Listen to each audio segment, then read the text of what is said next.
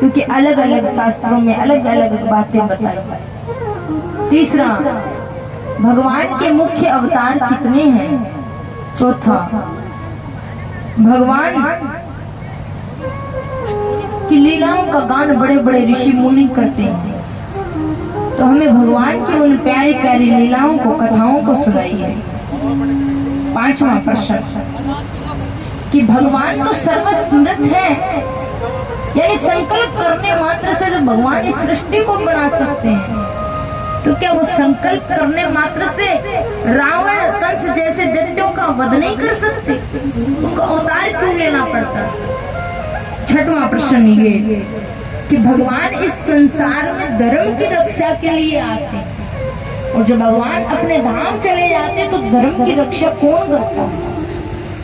इन्हीं 6 प्रश्नों में पूरी भागवत समाहित है। सूत जी महाराज बताते हैं कि मनुष्य के जीवन का कल्याण का परम लक्ष्य वही है जिसको करने से, जिस काम को करने से भगवान की भक्ति उत्पन्न।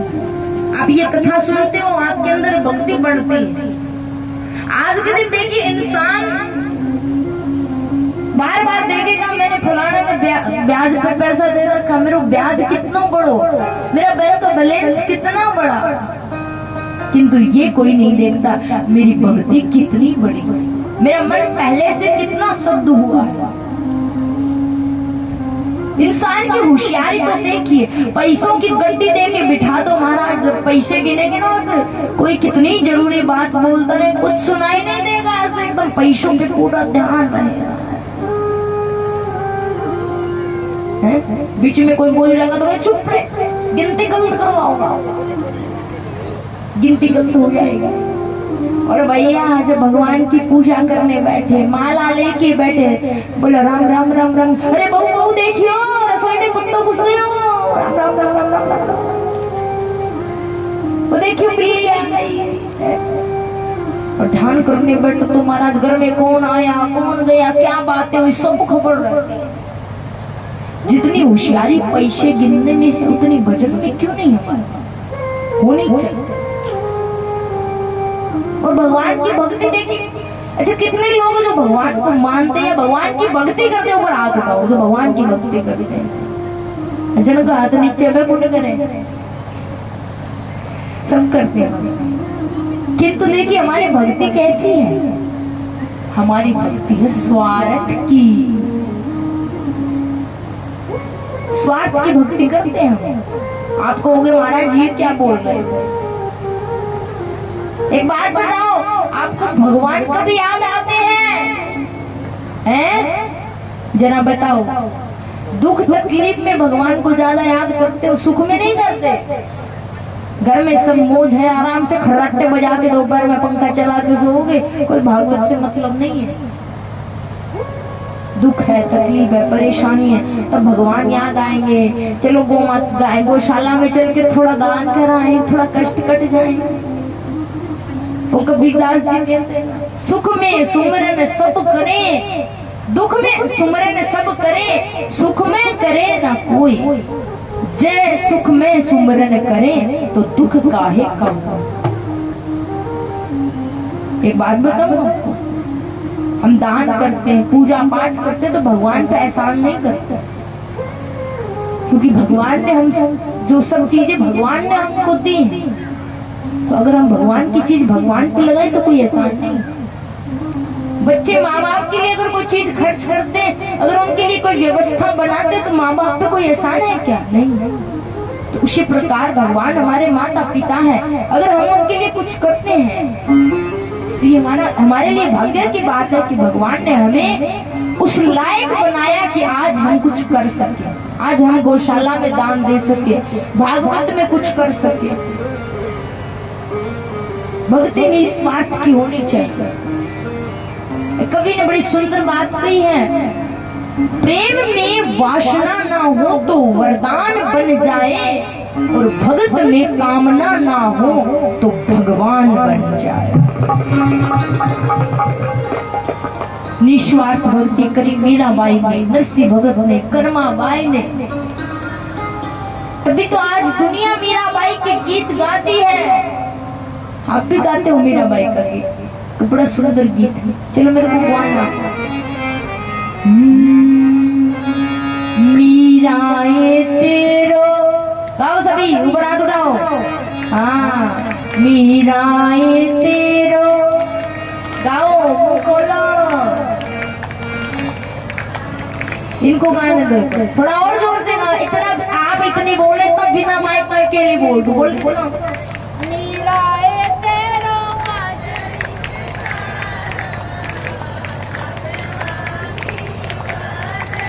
उठाइए पूरे पूरे हाथ।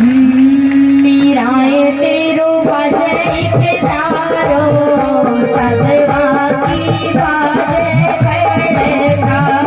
मीराए तेरो बाजे के तारो, सारी बाजे खड़े तार। मीराए तेरो बाजे के तारो, सजवा की बाजे खड़े तार। मीराए तेरो बाजे के तारो, सजवा की बाजे खड़े तार।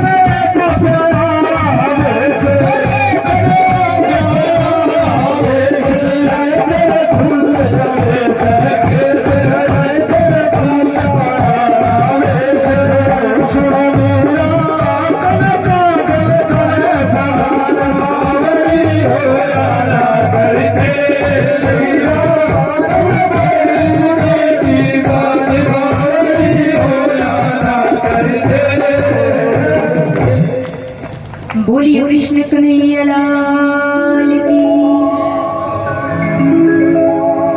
आज दुनिया मीराबाई के गीत गाती है,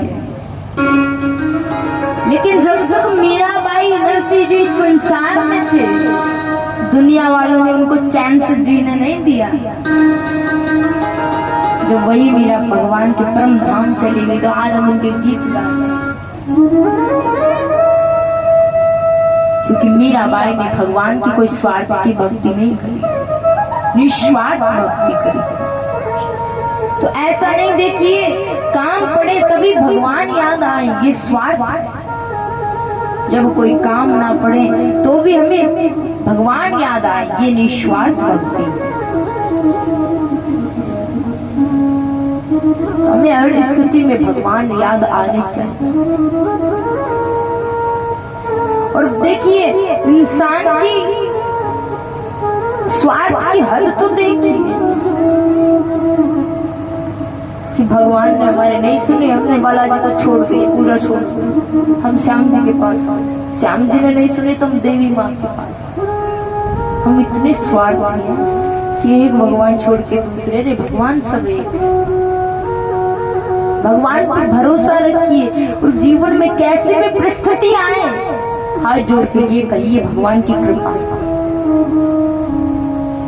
एक राजा का मंत्री था, उस मंत्री की एक आदत थी, वो बात बात पर कहा करता, अच्छा हुआ भगवान की बड़ी कृपा हुई। तो एक बार राजा की पत्नी मर गई, तो मंत्री बोला अच्छा हुआ भगवान की बड़ी कृपा हो गई। राजा को मन ही मन गुस्सा आया, मेरी पत्नी मर गई, ये कह रहा अच्छा हुआ भगवान की कृपा हुई। कुछ दिनों बाद राजा का बेटा मर गया, मंत्री बोला अच्छा हुआ भगवान की बड़ी कृपा हुई। एक दिन राजा नई तलवार से ऐसे धार चेक कर रहा था, तो अचानक राजा का अंगूठा कट गया। तो मंत्री पास में खड़ा, वो कहने लगा अच्छा हुआ भगवान की बड़ी कृपा हुआ। आज राजा का जो अंदर गुस्सा था, सारा गुस्सा बाहर निकलता है। और मंत्री से कहा क्या बड़ी कृपा हो गई? अरे मेरी पत्नी मर गई, तुम कहता भगवान की बड़ी कृपा हुई। मेरा बेटा मर गया, आज मेरा अंगूठा कट गया, कहता भगवान की बड़ी कृपा हो गई, मेरे राज्य से निकल जाओ। मंत्री को राज्य से निकाल दिया। मंत्री कहने लगा अच्छा हुआ भगवान की बड़ी कृपा। कुछ दिनों के बाद राजा घोड़े पे चढ़कर वन में शिकार करने गया। राजा अपने अन्य मंत्रियों से आगे निकल जाता है। घनघोर वन में राजा चला गया। उसी वन में कुछ भीलों ने राजा को पकड़ लिया और बलि चढ़ाने लगे राजा की। तो बलि चढ़ाने से पहले बोले इसको पहले देखो तो सही, ये पूरे अंग का तो है। उससे पूछा तुम्हारी पत्नी जिंदा है? बोले नहीं। तो बोले इसका तो आधा हृदय जला हुआ। बोले इसका क्या पता, बलि के ड्रेस से झूठ बोल रहा। बोले इसका शरीर देखो। तो राजा का शरीर देखा तो अंगूठा कटा हुआ। बोले ये तो अंग भंग है, इसकी बलि नहीं दी जा सकती। राजा को वहां से निकाल दिया। आज राजा को मंत्री वाली बात याद आई कि उसने कहा अंगूठा कटा तो कहा था अच्छा हुआ भगवान की बड़ी कृपा हुई। उस दिन अगर अंगूठा नहीं कटा होता तो आज मेरा गला कटता। राजा महल में आता है, अपने नौकर चाकरों से कहा मंत्री जी जहाँ कहीं पे उनको तुरंत लेकर के आओ। मंत्री को ढूंढ करके लाया गया और मंत्री से कहा आपने ठीक कहा भगवान की बड़ी कृपा हुई, पर मुझ पर कृपा हुई ये तो समझ में आ गया, पर जब मैंने आपको राज्य से निकाला तो आपने कहा अच्छा हुआ भगवान की बड़ी कृपा हुई, तो आप पर वो कृपा कौन सी थी? मंत्री कहने लगा महाराज आप वन में या कहीं भी जाते मैं आपके साथ जाता और मेरा घोड़ा आपके घोड़े से ज्यादा तेज दौड़ता था, तो मैं वन में आपके साथ होता। उन भील लोगों ने आपको पकड़ा, साथ में मेरे को भी पकड़ते। आपका अंग भंग होने के कारण आप तो फांसी से उनकी बलि से बच गए, वो मेरे को बलि में चढ़ा गए। इसलिए मैंने कहा अच्छा हुआ भगवान की बड़ी कृपा। तो कहने का मतलब जीवन की हर परिस्थिति में मानिए भगवान की कृपा, पर हमें ये पता नहीं हो तो कौन सी कृपा हुई, वो तो समय आने पर, वक्त आने पर पता चलता है। देखो प्रेम से बोल राधे राधे राधे राधे। इससे आगे सूत जी महाराज भगवान के 24 अवतारों के बारे में बताते हैं। भगवान के मुख्य अवतार कितने हुए? 24 अवतार। कितने अवतार? 24। पहला अवतार सनक, सनंदन, सनातन और सनत कुमार 4 ऋषियों के रूप में हुआ। भगवान का दूसरा वराह अवतार हुआ। तीसरा भगवान का नारद जी के रूप में अवतार हुआ। चौथा मेरे प्रभु का नर नारायण अवतार हुआ। 5वां कपिल अवतार हुआ। 6वां भगवान का दत्तात्रेय अवतार हुआ। 7वां भगवान का यज्ञ अवतार हुआ। 8वां भगवान का ऋषभ देव अवतार हुआ। 9वां भगवान का पृथु अवतार हुआ। 10वां भगवान का मत्स्य अवतार हुआ। 11वां भगवान का कच्छप अवतार हुआ। 12वां भगवान का धन्वंतरी अवतार हुआ। 13वां भगवान का मोहिनी अवतार हुआ। 14वां भगवान का नरसिंह अवतार हुआ। 15वां भगवान का वामन अवतार हुआ। 16वां भगवान का परशुराम अवतार हुआ। 17वां भगवान का व्यास अवतार हुआ। 18वां प्रभु का राम अवतार हुआ। 19वां भगवान का बलराम अवतार हुआ। 20वां भगवान का श्री कृष्ण पूर्णावतार हुआ। 21वां भगवान का बुद्ध अवतार हुआ। 22वां भगवान का हंस अवतार हुआ। 23वां भगवान का हयग्रीव अवतार हुआ। और भगवान के 24वें अवतार का नाम है कल्की अवतार। देखिए अभी तक भगवान के 23 अवतार हो चुके। कितने अवतार हो लिए भगवान के? 23। किंतु जो 24वां कल्की अवतार है वो अभी हुआ नहीं। हमारे शास्त्रों में बता दिया कि भगवान का कल्की अवतार कहाँ और कब होगा। जब कलयुग का अंत नजदीक होगा। मैंने कई लोगों के मुख से सुना कि महाराज गणगौर पाप आ रहा है, गणगौर कलयुग आ गया, प्रलय आने वाली है। अभी घनघोर कलयुग नहीं आया, क्योंकि हमारे शास्त्रों में कलयुग की उम्र बताई है 4,32,000 वर्ष। कितनी उम्र बताई है? 4,32,000 वर्ष। और अभी तो कलयुग को मात्र 5,500 वर्ष बीते। और 4,32,000 में से 5,500 वर्ष निकालोगे तो कुछ नहीं है। ये मान लो कलयुग तो अभी छोटा सा बच्चा है, अभी तो धीरे धीरे घोर कलयुग आएगा। कलयुग का जब अंत समीप होगा तो बताए कि लोगों की उम्र मात्र 10 वर्ष होने लग जाएगी। आजकल कहते बोलो भाई हाथ में हाथ खावे, मिनट में मिनट खावे। मिनट मतलब इंसान को इंसान खाता है। अभी तो सिर्फ बातों से खाते हैं, लेकिन जब कलयुग का अंत नजदीक आएगा तब कहते इतना अकाल पड़ेगा कि इंसान इंसान को सचमुच में खाएगा।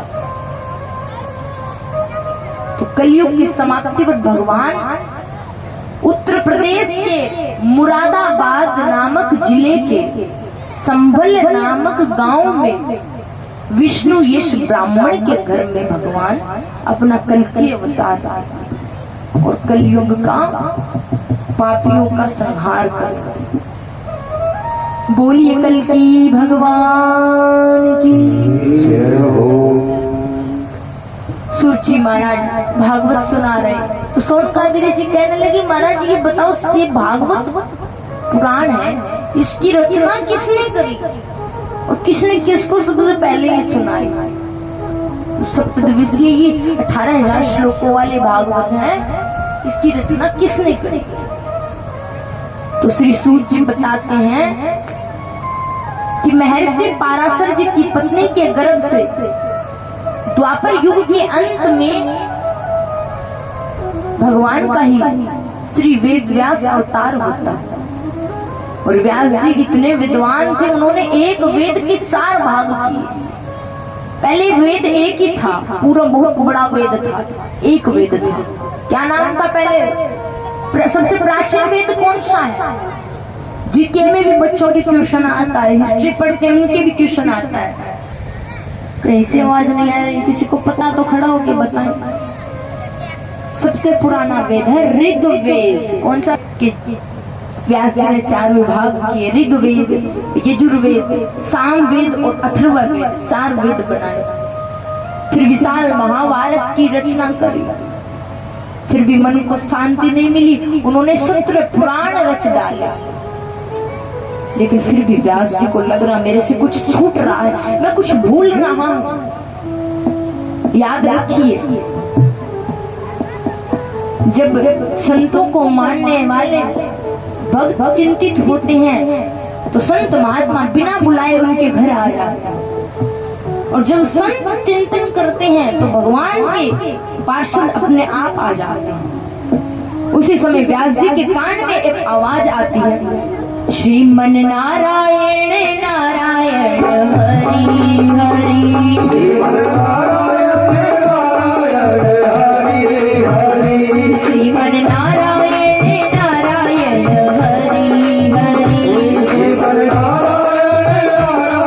हरि हरि, श्रीमन नारायण नारायण हरि हरि।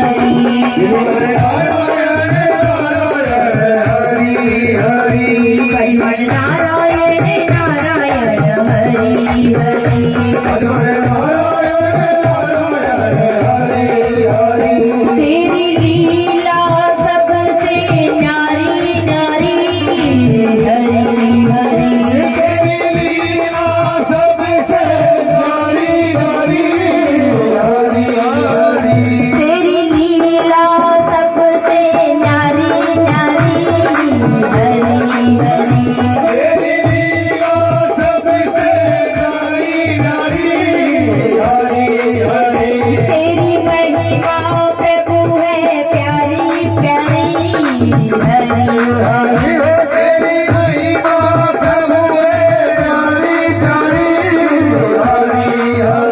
तेरी महिमा प्रभु है प्यारी प्यारी हरि हरि।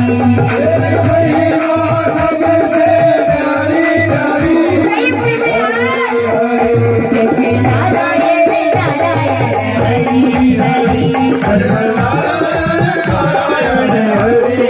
हरि, नारायण नारायण हरि हरि, नारायण नारायण हरि हरि,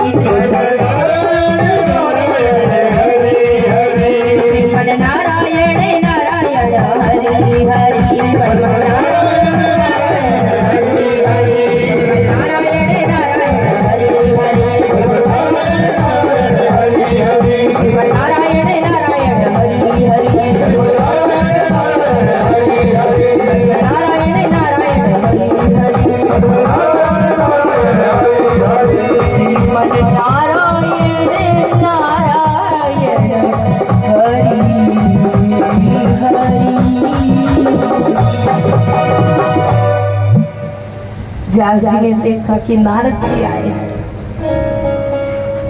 नारद जी को आसन देकर बिठाया। नारद जी कहने लगे, अरे व्यास जी आप अपने कर्म चिंतन से संतुष्ट तो हो ना?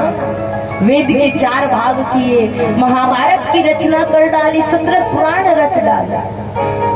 व्यास जी कहने लगे कि नारद जी क्या बताऊं, मुझे लग रहा अब भी कुछ छूट रहा है, मैं कुछ भूल रहा हूं।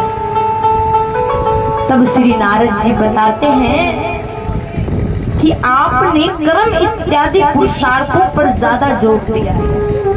अभी तक की रचनाओं में आपने भगवान